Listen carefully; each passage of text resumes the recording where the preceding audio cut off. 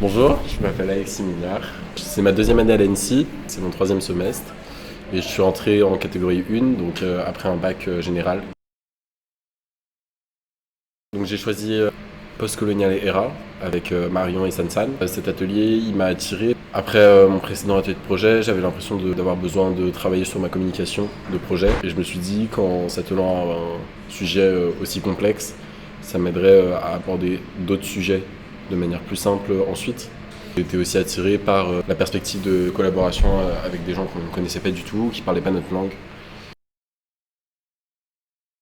Au début, j'ai commencé avec des sujets qui me parlaient plus parce que j'ai trouvé que c'était difficile de directement plonger dans l'aspect postcolonial.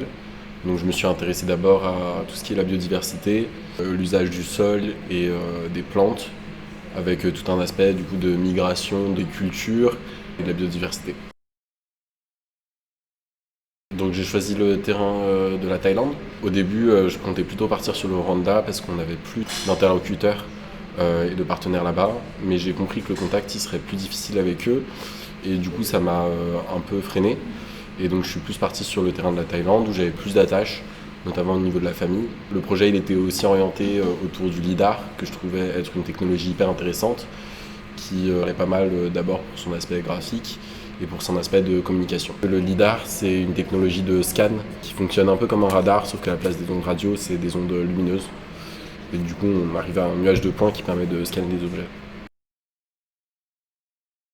Mon projet, il est... Vous couperez ou pas le truc? Ouais, ouais. Ok, bon, parfait. Proposition, ça a été suite à une visite que j'ai fait au musée Guimet, musée des arts asiatiques, où je me suis rendu compte du nombre d'artefacts volés que la France avait dans ses collections. J'ai essayé d'imaginer une façon de conserver le patrimoine qu'on pouvait voir en France, tout en redonnant les œuvres d'origine à leur pays d'origine. En utilisant le LIDAR, j'essaie de faire des copies numériques pour pouvoir continuer de consulter ce patrimoine et en essayant de les rendre le plus accessible possible. Ça oriente pas mal mon positionnement, le fait d'avoir des objets qui ne nous appartiennent pas, qu'en tout cas on n'est pas légitime d'avoir en France. Ça touche vraiment au postcolonialisme et à notre histoire coloniale. Ensuite, c'est plus dans le développement du projet où ça permet d'avoir un autre point de vue sur des institutions qu'on côtoie au quotidien. Donc, typiquement les musées, qui parfois sont des institutions qui continuent une forme de colonialisme, de rapport de domination avec d'autres cultures.